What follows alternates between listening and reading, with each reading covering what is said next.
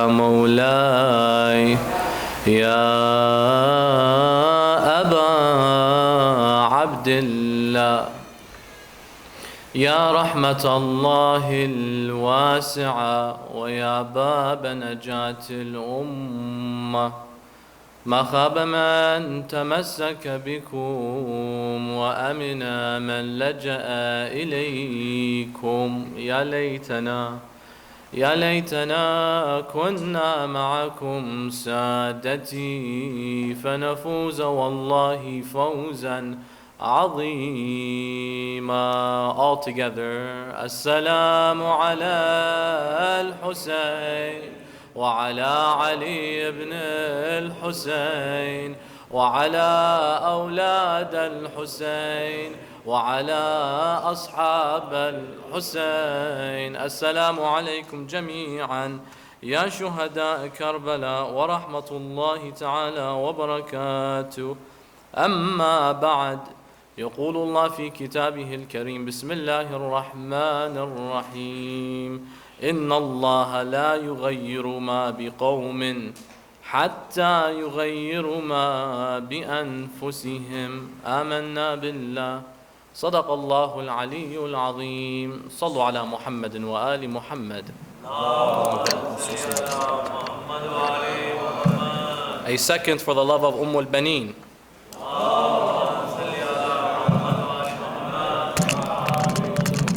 A third for the love of Habib ibn Mubahir. From the top. And a fourth to hasten the reappearance of the awaited Savior with your loudest of voices. Should I just speak louder? Inshallah, no problem. Thank you, Habib. It's okay. How do we deal with the acceptance and the legitimization of great sins in our belief and religion that are being practiced at a skyrocketing rate within our societies? You see, last night we discussed the plethora of blessings and benefits that come to living in an open society that recognizes your beliefs to an extent and open enough such that if there seems to be gaps and black dots here and there, gives you the space to run and change, speak up, you have the freedom of speech and so on and so forth. However, alongside that openness or that liberalism, we have the acceptance of every single thing that anyone decides to espouse, with the exception that it's all consensual and nobody is being harmed in the process. Stuff such as adultery or homosexuality, drinking, and so on and so forth. These acts are contradictory to our faith, but they are being practiced at a high rate. And these are the simple few that can come to mind. I'm pretty sure many of us can think of the minute, the small. These are sins that are being practiced widely. See, in the West, sometimes this is just viewed as normal.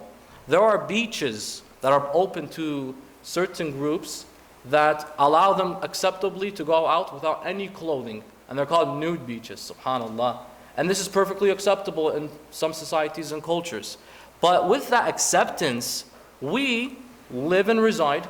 And so how do we deal with the legitimization, making these acts legitimate or accepting them at a widespread rate?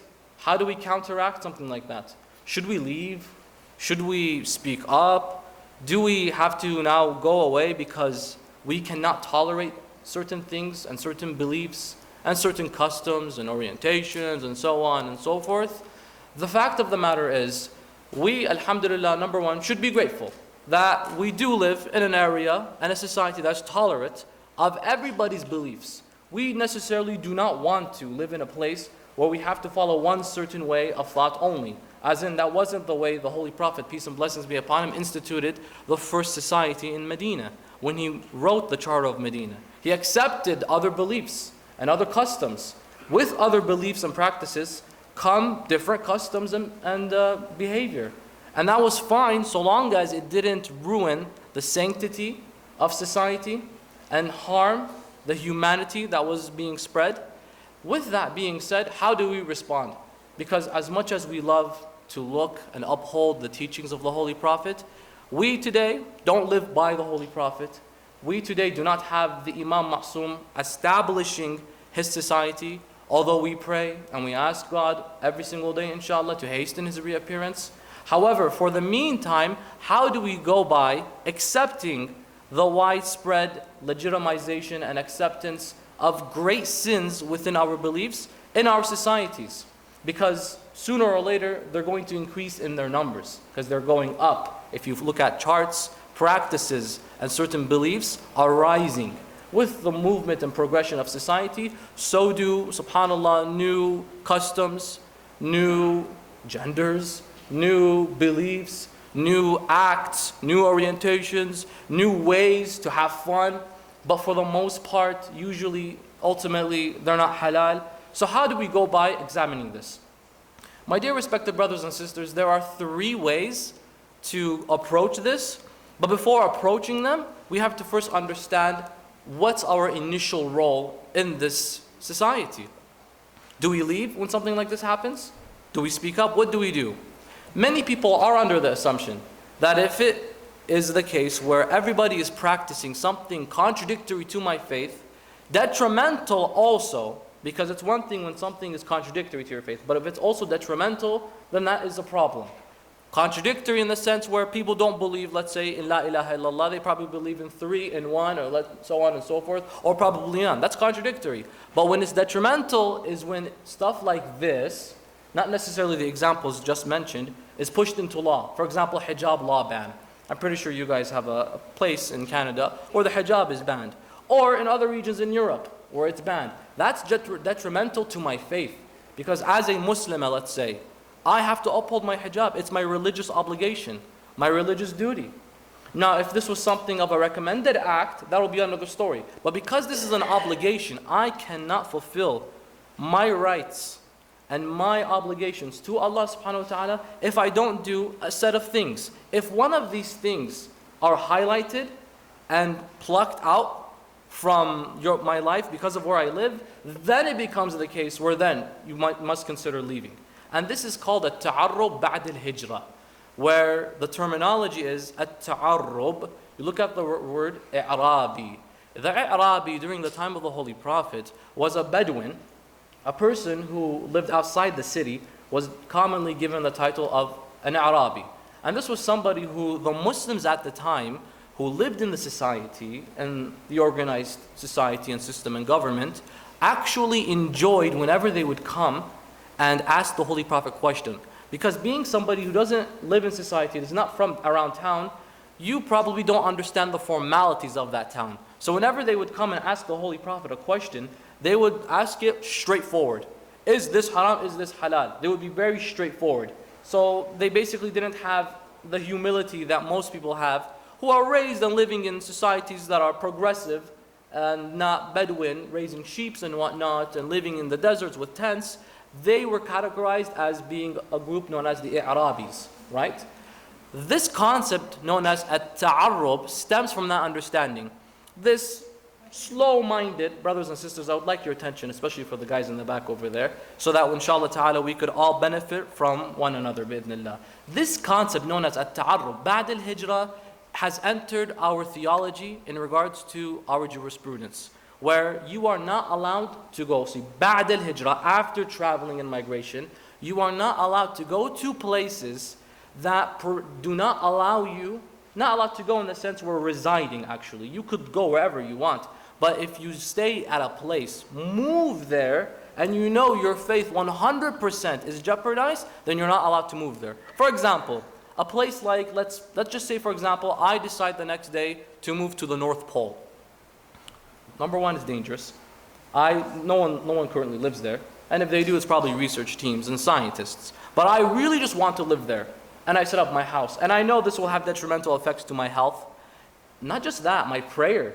Some seasons, the prayer time is different than it is in other seasons. For example, you have, let's say, 2 hours of light. And other times you might have, let's say, almost near to 24 hours of nighttime. Somebody who fasts, they're going to be in a lot of trouble. And so it'll be virtually impossible to fast in that situation. This concept kicks in, known as at-ta'arrub ba'd al-hijra. whereby you, according to the ulama, are not allowed to travel to that place because your religion is at jeopardy. It's at stake. You actually are not going to be able to practice. Moreover, you probably won't even live there because you won't survive long enough. That's in that sense. Another sense is a place that has formulated laws and policy literally aimed to be anti your customs and beliefs.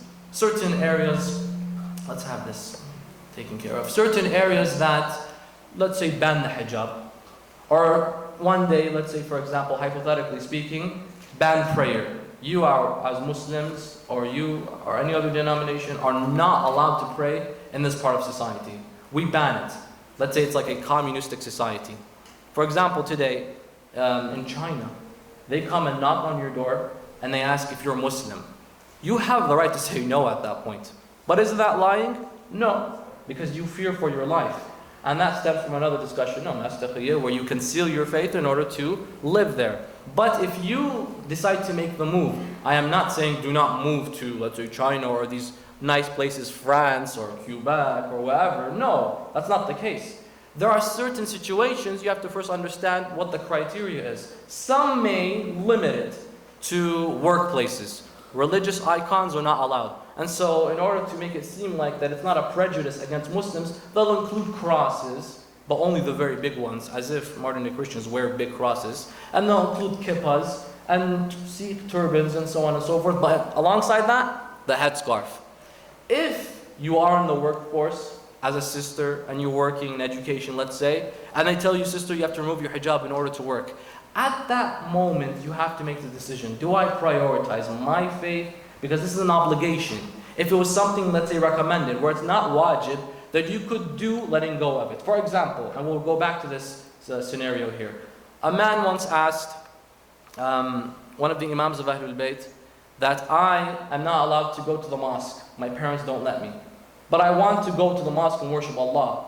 I'm just going to disobey them. God is better than my parents, so who cares what they say? The imam responds, is going to the mosque mandatory? No. But is obeying your parents mandatory? Yes. Is keeping and maintaining the relationship? Yes. So you have to outweigh the benefits. Allah understands what's going inside your heart. He knows the intention, and so Allah will compensate you for that moment. And He'll give you the ajr as if you went to the mosque when you were denied so. And with that being said, you have to then uphold what's obligatory, honoring your parents and respecting them. And so you have to take that word, because it's not mandatory. But what's mandatory? For example, my attire. There's a certain set of clothing that I have to wear and observe for the males and females, a hijab for both of us. Let's say that is at jeopardy. It's at stake. Someone says, buddy, you can't work here. The response should not be, okay, I immediately need to leave. The concept of ta'arub ba'd al-hijrah comes, I have to go. Society is being anti-me. No, it's only at the workforce, at the workplace. Perhaps, potentially, count your options. Maybe there's another area, another field that'll perhaps accept you. Maybe these people are not as open-minded. Yes, but it's law now. So every single institution, every single organization will not allow me to work. And if you working is the only way you will be able to survive, let's say for example you are not dependent on others, you have to work, at that point the decision must be made. Do we then prioritize our faith, or do we prioritize the law and the custom and the order that's there? Allah states in the Holy Quran, أَلَمْ تَكُنْ أَرْضُ اللَّهِ وَاسِعَةً فَتُهَاجِرُوا فِيهَا. Is Allah's earth not vast enough for you to travel in it? If a small part of the globe says, get out of here, there's a huge portion of it waiting. Potential is there. Take advantage of it. But only when you reach that delicate point in your life where you cannot live here any longer. My faith is at jeopardy. The obligatory aspects of my faith. Note, remember that, the obligatory aspects. Because some people say it's haram to live in France. Would you believe it? Some people actually say that because France bans hijab. Hold on. First of all, France, according to surveys, has the largest Muslim population in the UK. And it bans the headscarf. Only in the workforce. Now, what's the role for the common Muslim? We have to speak up, obviously. We have to say this is bogus and silly. And this is not representing our rights as human beings. How is this going to ever affect our work at the workforce? We're still going to be productive. We're still going to uphold our priorities in our jobs. And so that needs to be made clear. But if nothing works, at that point, then this concept kicks in. Either my prayer, I cannot pray here because the time is very off, or fasting, it'll be very detrimental to my health because the timing is very bad. I have to fast for like 24 hours. Some of us can't even go 6 hours, let alone, let's say, 24 now. And in that case, then this concept kicks in.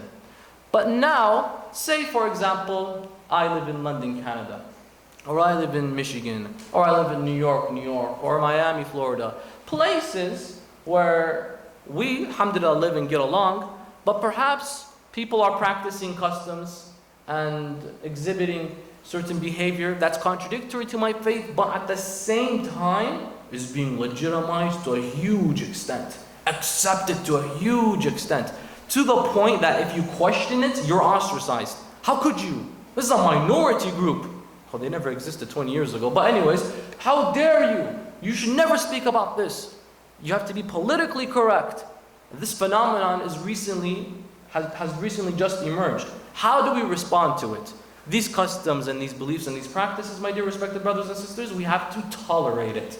No one's telling you to accept it, but you have to tolerate it. Say my friend from school, or an acquaintance, somebody from work, they believe a certain practice that is contradictory to my faith, or a denomination, or they associate themselves with something that I completely think is very wrong and bad. Let's say a group that believes that the devil is God, and there are people, Satanists, and that Allah subhanahu wa ta'ala is nothing, and not all of it is fake, or someone that believes that they are to a particular orientation that Islam doesn't allow. How do I live with these sort of people? Nobody is telling you to accept it, but you have to tolerate it. Just as the greats of Al-Muhammad alayhim wasalam tolerated people who were anti-Ahlul Bayt, and you find the most remarkable thing ever. The biggest Islamophobes are Muslims themselves. Islam, just look at the history and the timeline. Who killed Amir al-Mu'mineen? A man by the name of, what's his name? What's his name? Do you know? Abdul Rahman. What kind of name is that? And then you kill the true Abdul Rahman. The biggest victims of Islamophobia, sometimes we think it's us. And my dear respected sisters, if someone ever comes to you and pulls your hijab, at least no one pulled it while you were getting pelted in the streets of Kufa. Or my dear brother, if someone's ever mocking you, making fun of your faith, right in front of you, at least that didn't happen while you witnessed your fathers and your uncles and everyone dropped dead in front of you. We may be victimized. Islamophobia, Israel, it's rampant to an extent, but you have a good role model in the 14 Ma'soomeen. They were the biggest victims of Islamophobia. They didn't stop with the Prophet. They didn't stop with Sayyidah Zahra alayhim wassalam. Nor did they stop with Imam al-Hassan, nor Imam al-Hussein. Self-proclaimed Muslims came forth and killed Abu Abdullah.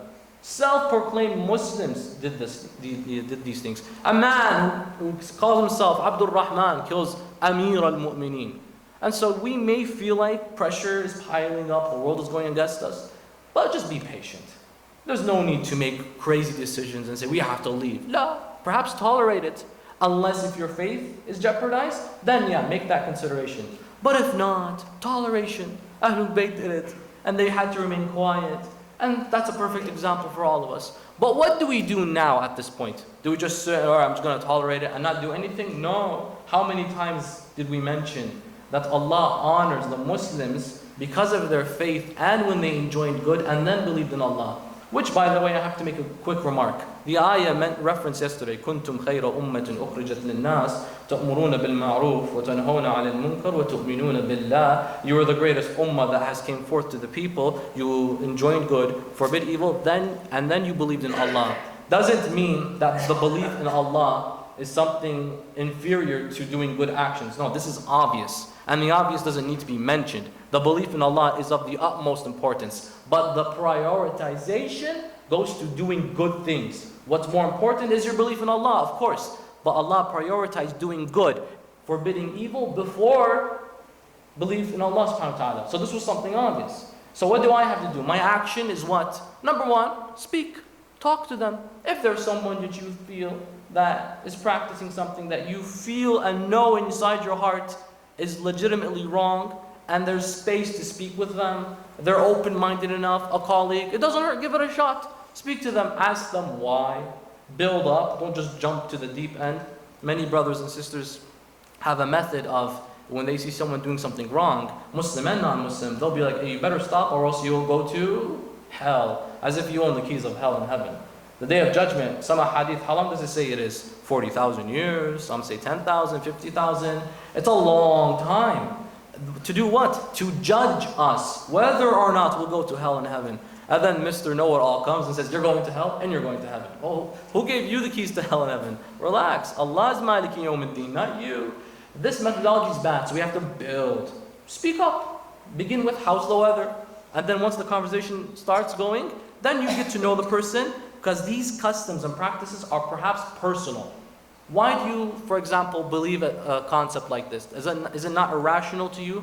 Because it's widespreading? Try speaking up. If speaking up doesn't work, my dear respected brothers and sisters, look at the examples that we have and try changing other people based on the examples that we have. There was a man during the time of the Holy Prophet Muhammad sallallahu alayhi wa alihi wa sallam.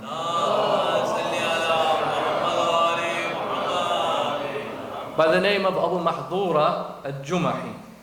When the Holy Prophet migrated from Medina to Mecca, in Fatih Mecca, the conquest of Mecca in the 8th year after Hijrah, the Holy Prophet of Islam settled, but soon the threats and claims from Banu Thaqif and Hawazin, the people of Hunayn, that valley of Hunayn, started emerging. How dare you come and institute this new religion? Not on our watch. And they waged war against the Muslims. The Prophet, as he is making his way to Hunayn, there was a group of young men, about 10 of them, led, basically the main guy of this group, because when you're ever a group, there's always that one main man. That main man of this group was a man by the name of Abu Mahdura al-Jumahi. Abu Mahdura, when the Prophet entered Mecca, he didn't accept Islam. He stayed the way he is, and all of his other men, let's say the crew, they stayed the way they were, right? They didn't change. When the Prophet left, they followed the Prophet. Why? Because they just wanted to witness what was happening. What's he going to do? And basically they were anti the message of Islam as well. When the Prophet was on his way, the Prophet took 12,000 men to face this threat from Hunayn. They were sleeping, they set up the tents. This man came and with his men to the tent of the Holy Prophet at night. What did they begin to do? They began to mock the adhan. The adhan, they were saying it, but in a mocking-like manner. They were making fun of it, saying it in silly ways, and they were adding unnecessary words to it just to annoy the Prophet. And they would do this every single day. This man, Abu Mahdura, and his men. And they were just having a ball. They were having so much fun. One day they came out and they did this. And when they made this happen, the Prophet walked out of the tent. When they mocked the Prophet and his adhan, he walked out of the tent and they saw him. Prophet did nothing to them, and he continued his way, and he actually went to go do wudu.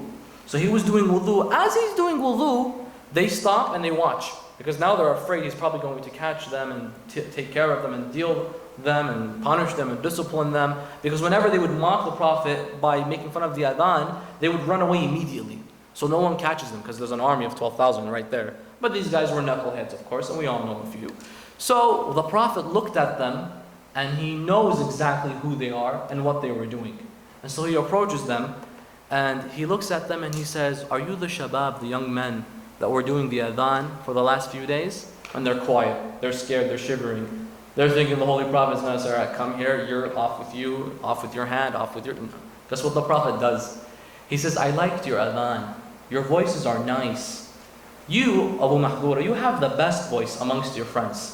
I'm going to assign you the role of being the mu'adhin in Mecca as we leave temporarily. You be the mu'adhin, I'll give you a dinar per adhan. And I want you to teach your boys, your friends, your crew, teach them the adhan the way you do it." And they were shocked. They were thinking they were going to have at it, they were going to get punished and hurt. Prophet's going to like really punish them and hurt them. But no, he assigns the main man a role of being the mu'adhin. Could you imagine? In Mecca, because we're absent, we're gone, the main mu'adhin, Bilal al-Habashi, isn't there. So I want you to go and I'll give you a dinar. Of course, the Prophet wasn't being serious in regards to, I like your adhan, meaning I like the style, the type of adhan that you made and made fun of. No, but your voices are nice. He killed them with kindness.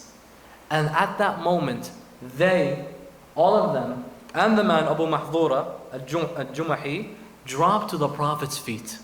They ran and they began crying, subhanAllah. And they said, we were actually afraid for our lives.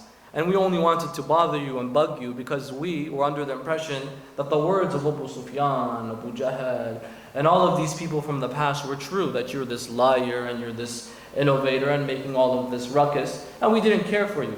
By the way, this group of people, there isn't a haram act that they wouldn't do.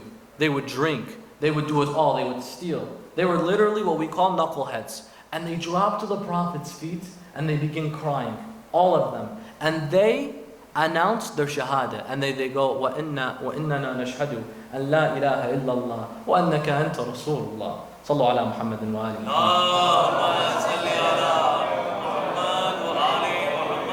Here's a group of young men, don't know any better. They cause ruckus, and they're annoying, and they're doing haram. What they were doing was actually very wrong, was a sin, mocking the adhan in front of the Prophet. But what does the Prophet do? He doesn't say, I have to leave now.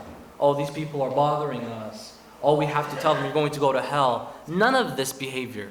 What he says, he does, he kills them with kindness. He assigns the main man a role, and he teaches them all, tells them all, learn from him. And that's how they actually changed. And so this is an example in our lives that we probably live in an area, maybe let's say, or we have our own small community of friends, and we realize every single one of them, they're doing things that are completely wrong to my faith.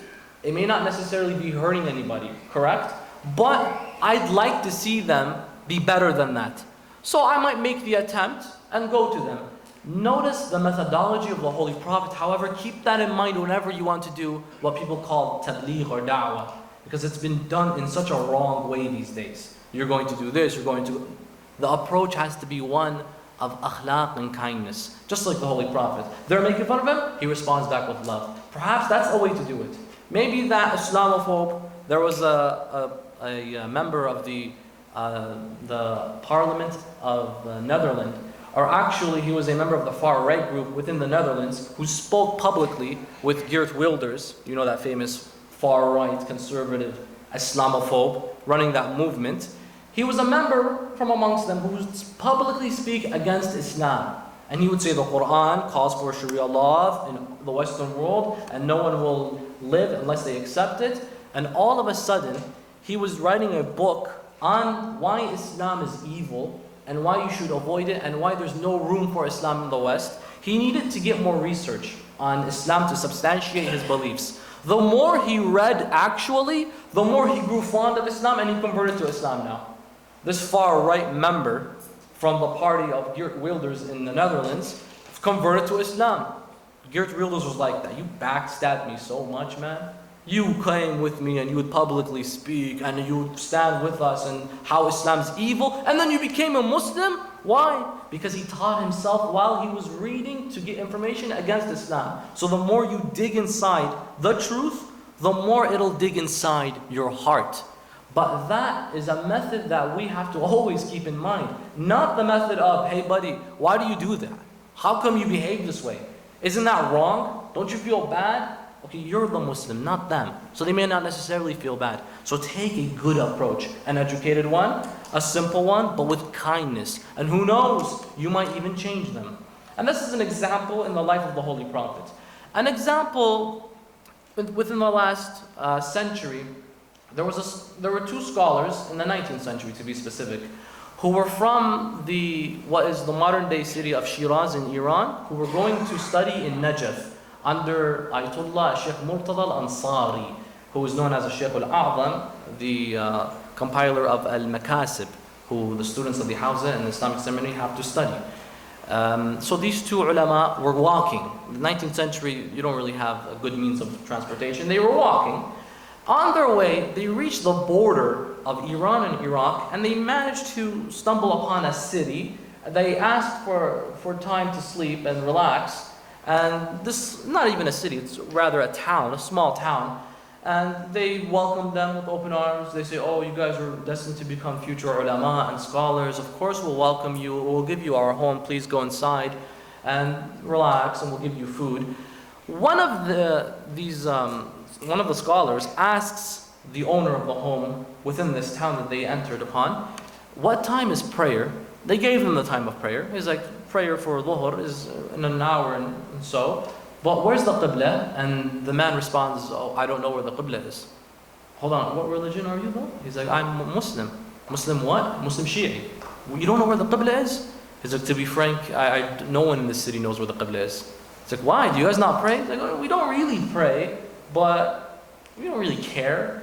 It's not of the utmost importance to us. But you know, we love God and everything. And so that night, these two scholars were, back then especially, you would sleep on the roof.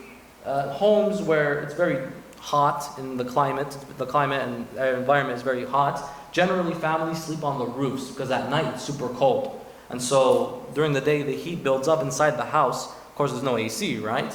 And so the house stays hot, but outside it's very cold. So they were sleeping, these two ulama, outside on the roof, and both of them are looking up at the sky. One of them goes, what are we doing? The response came back from his brother, well, we're going to Najaf, aren't we? To do what? To study under Shaykh Al-Ansari, to become ulama. And then what? To become mujtahideen, ayatullah, we have to become scholars. He's like, for what? Although, what's the reason? If you ever see that game where your sibling goes, why, but why, but why? And then you get to a point where you can't continue. This was happening. He's like, but why are we doing that? So we can become scholars. Why? So we can give back to Islam. Why? So we can help people. The response came back, is there no bigger service than helping a city learn where the Qibla is?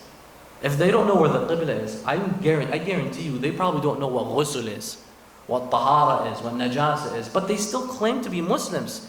He says, what do you mean, his friend? He's like, you know what, I'm actually considering staying here. You continue, go. Go and continue your way to Najaf and study. He's like, but you won't become an alim then. He's like, I'm an alim in my own right. I know enough, but I want to become a mujtahid. But still, the only purpose I want to do that is to give back and help people. What better way to help people than to teach them the elementary basics of Islam and stay with them? They don't have a resident alim in their town. How about I become that man? He's like, look, as for you, go ahead. But as for me, I'm going to continue my way. I'm going to become a mujtahid one of these days. He's like, okay, they parted ways. The brother, he bid him farewell, and the man who decided to stay went to the chief of the town and asked him about the organization of the city, the town. He told him, what's the schedule of the majority of the people like in this town? He said, the men in the morning go off to work, the women stay home, and the children just play. Once the men come back near the late afternoon, the children go to school, and the women continue cooking.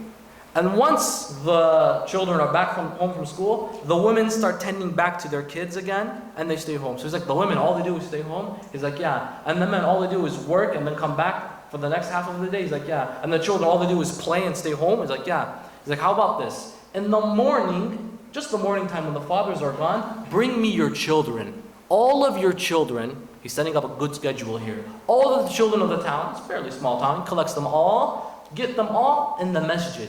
They said, we don't have a masjid. All right, then build it right now. So they're constructing one, but they found, for the meantime, a temporary place to facilitate this gathering. Why all the children? He says, because I want to start teaching them.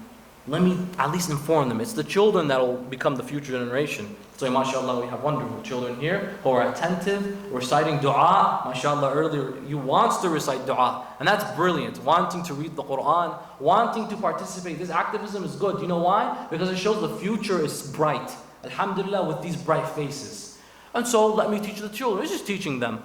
But guys, my sons, my daughters, Allah is the Lord of the world. So there's only one God. We have to pay Him in forms of prayer because He gave you, your mother and your father, this talk, this elementary basic style.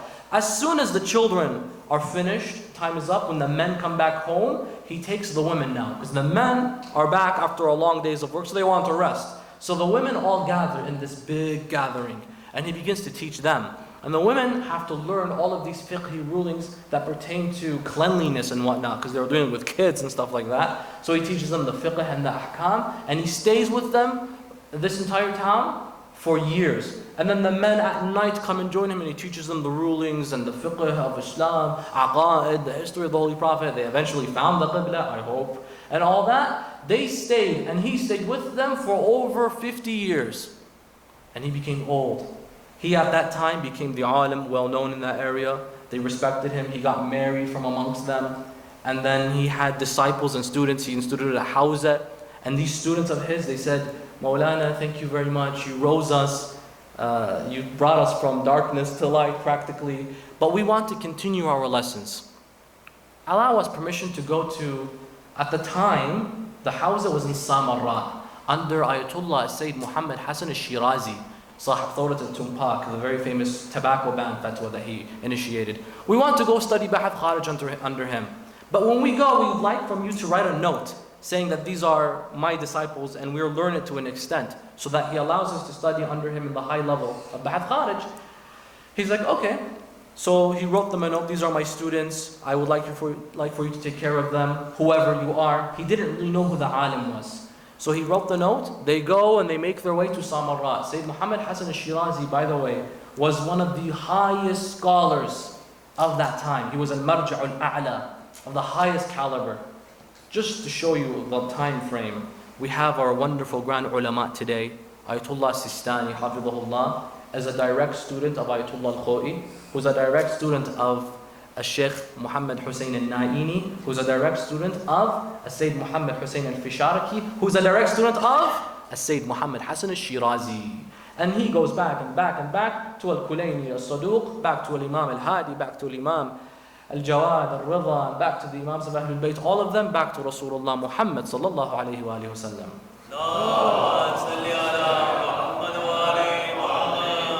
Notice the chain of ilm and beauty that our ulama are connected to. They go straight back to the Ahlul Bayt. That's why, brothers and sisters, we have to show utmost love and respect to our ulama. Enough of this petty bickering and fighting.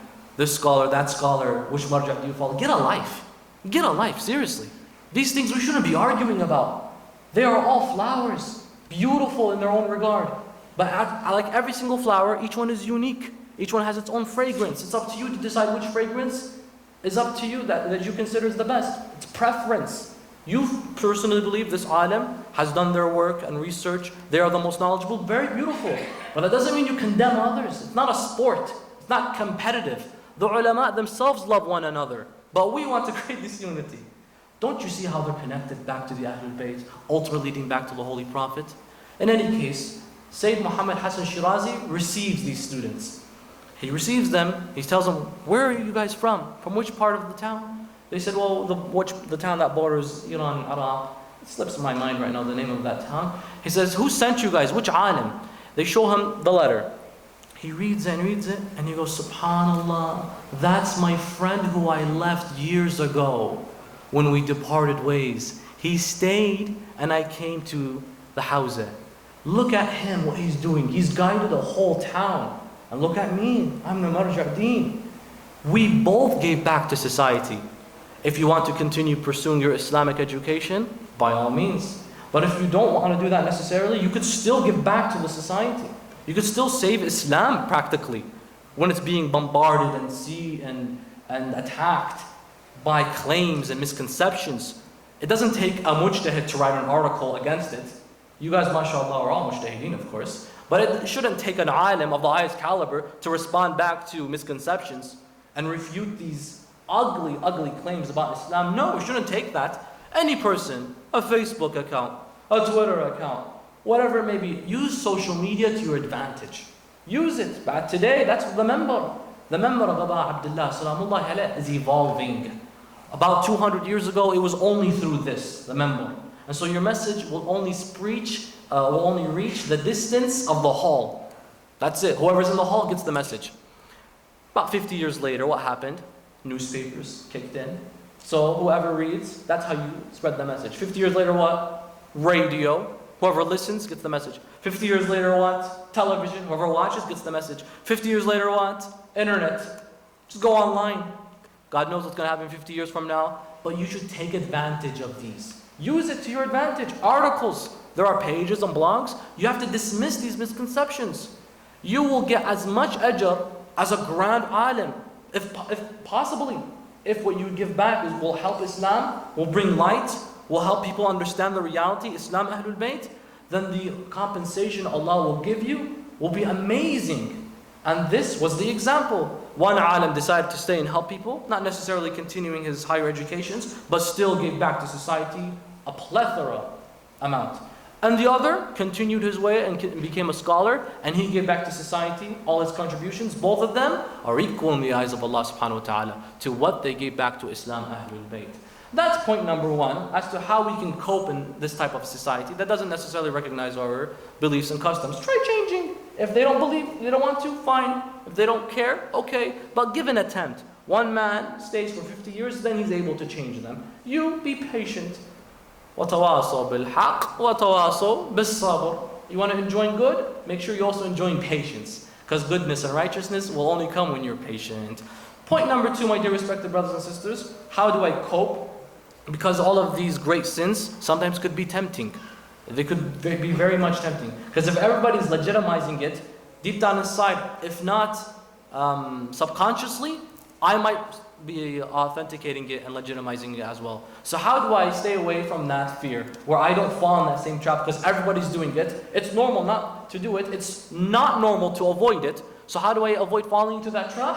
By observing ritualistic symbols, brothers and sisters. Meaning, that's a really complicated way to put it, but meaning, say for example, you have a ring on, an Islamic ring, and how the Imams of Ahlul Bayt put so much emphasis on these qualities, particularly Imam Al-Askari, salawatullahi wa salamu alayhi.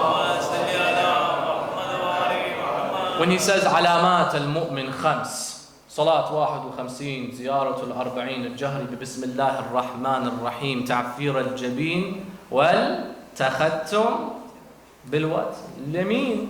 That the signs of a mu'min are 5. They pray more prayers than necessary, particularly 51 prayers. Mandatory is 5. If you do 51, then you are a true mu'min in that case, according to the Imam alayhi salam. Number 2, they don't do anything unless they say Bismillah ar-Rahman ar-Rahim. They begin everything by Bismillah ar-Rahman ar-Rahim.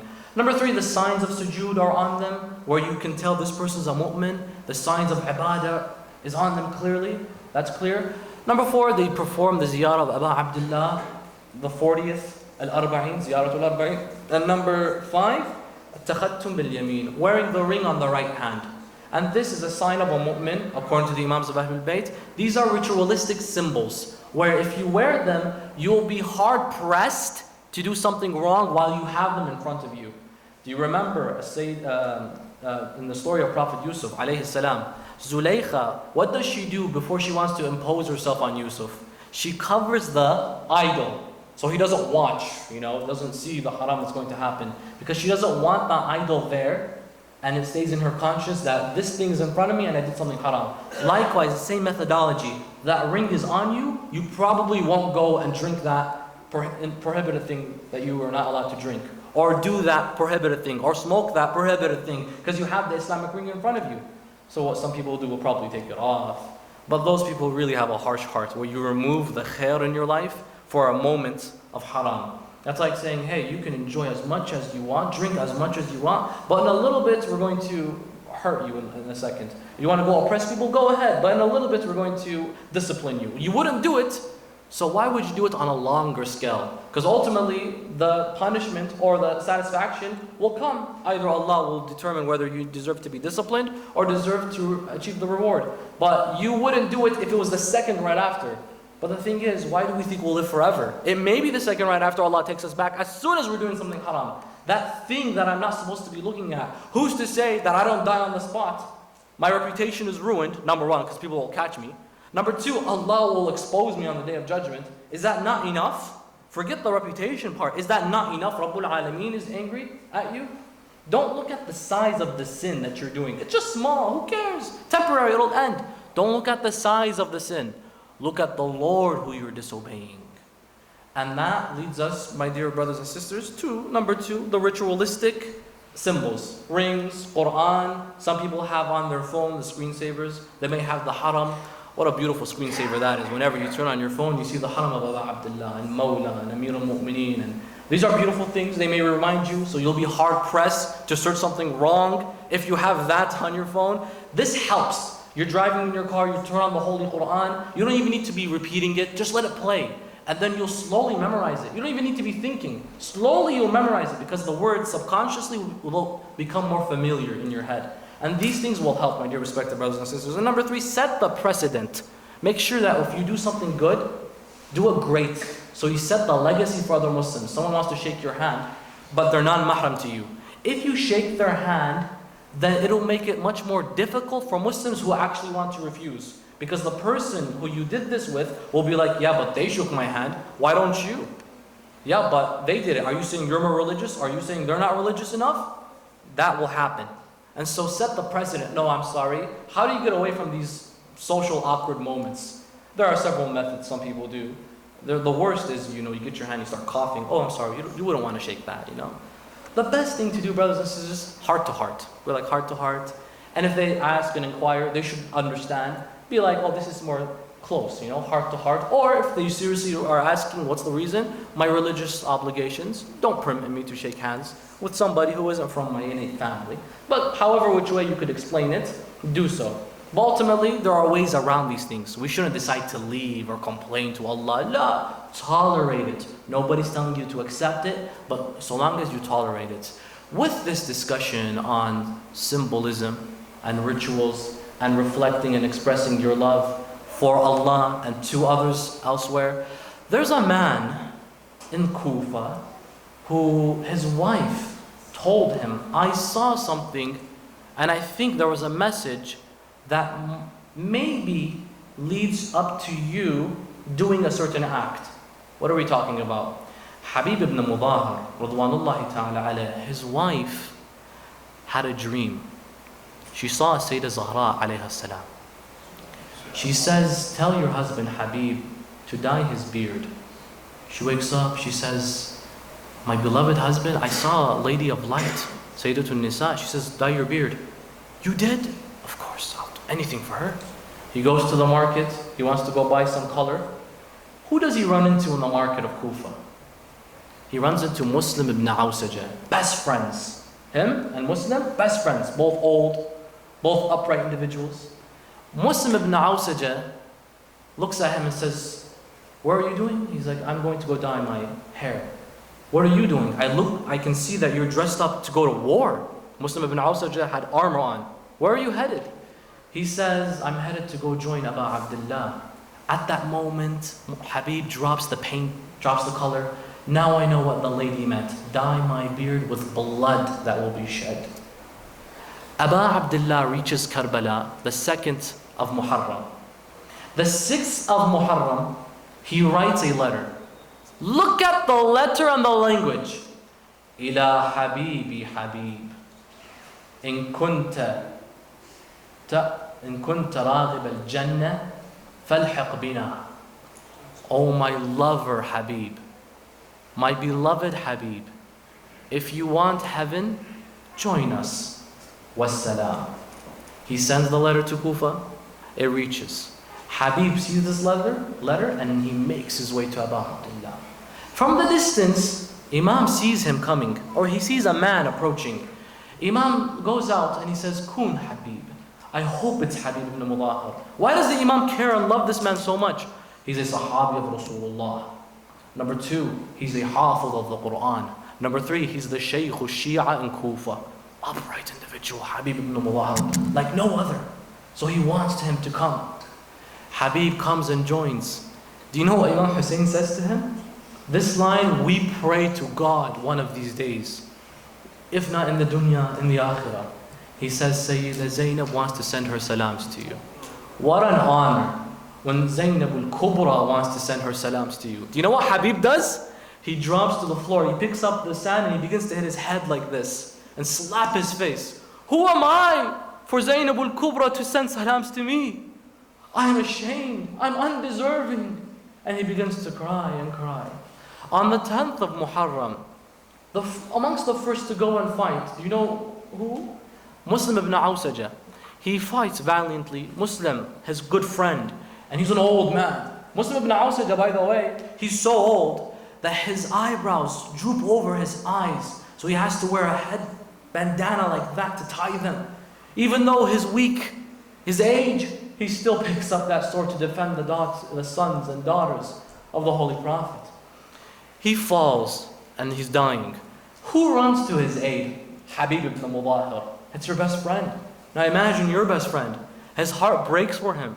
And he goes to him and he says, my beloved Muslim, if I knew that you would die before me, oh my beloved brother, I would have asked you to tell me what's your will. Do you know what Muslim ibn Awsaja says? He says, I'll tell you my will now before I leave. Muslim points to Abu Abdullah and he points at the Imam and he says, Usika bihada. I ask you to watch out for Hussein. Imam Hussein hears and sees this. Do you know what Habib says? He says, Af'al wa Rabbul Kaaba. I will, by the Lord of the Kaaba. Muslim ibn Awsaja, by the way, when he goes and he fights valiantly, he kills 65 of the opposition. But then Al-La'in comes, as Muslim is on his horse, Habib is on his horse, and he strikes him from the back. Habib falls down yelling, Assalamu alayka ya Aba Abdullah. They run to him and they sever the head of Habib ibn Mudahir. The first head to be raised on a spear was his, Radwanullahi ta'ala alayh. And do you know when they severed all the heads in Karbala, did you know that they kept them together in bundles, in separate packs together? They kept Muslim's head with whom? Who do you think they kept the head of Muslim with? They kept it with Abu al-Fadl al-Abbas's head. And when they parading them, they took them to Kufa. Habib ibn Mudahir, his son was in Kufa, and he saw that the head of his father was being paraded. He looked at the head and he goes back to his mother and he says, Mother, I see a head being carried. She says, which head? The head of my father, Habib. You know what she does at that moment? She faces Baqiyah and she faces Medina and she goes, Oh Fatima, now he has fulfilled his vow. Indeed, he has dyed his hair with the blood that he spilled defending your son, Abu Abdullah. Do you know when they made it to the border of Iraq and Syria there, they passed by that monastery that we're all familiar with. There was a Christian monk that saw all of these heads being paraded, and he saw the head of Abu Abdullah, the head of Abbas, the head of Muslim, the head of Habib. He even saw the heads of Abdullah al-Radhiya. Even the baby, they severed the head. Do you know what he said when he saw the heads? He looked at them and he approached the army. Who are you guys? We're the army of Yazid ibn Muawiyah. What is going on? We just took a bunch of captives and now we're taking them back to the capital. There's a head I notice. It's shining.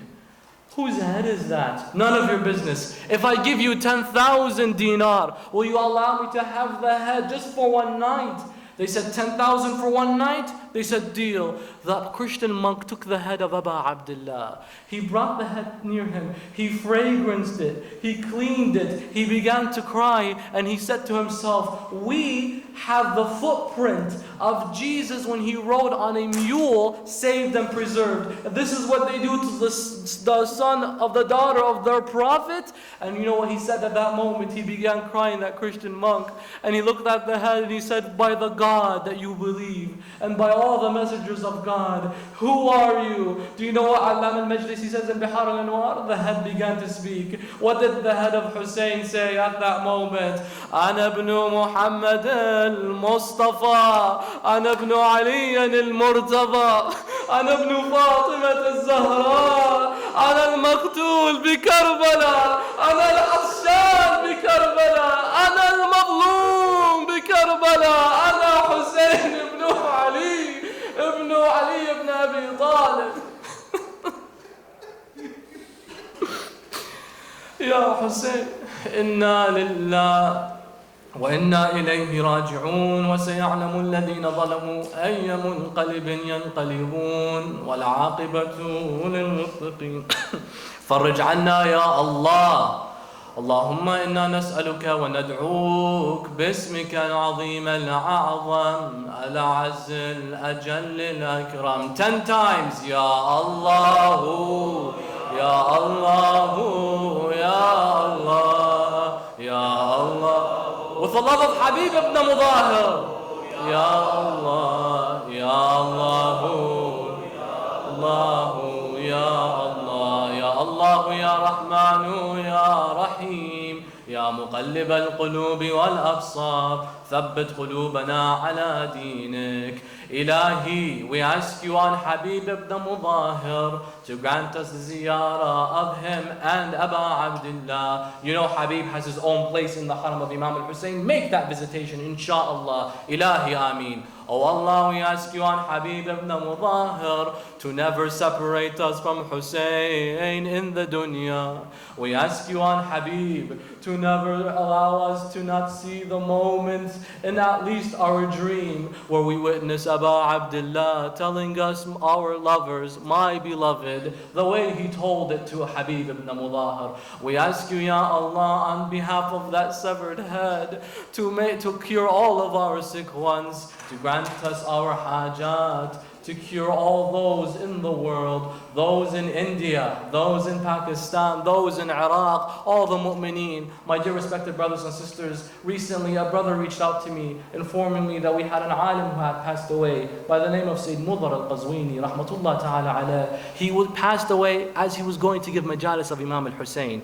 And so let's raise our hands and ask Allah to remove all the pain that his family and everyone in the world is going through by reciting 5 times Amma Yujibun.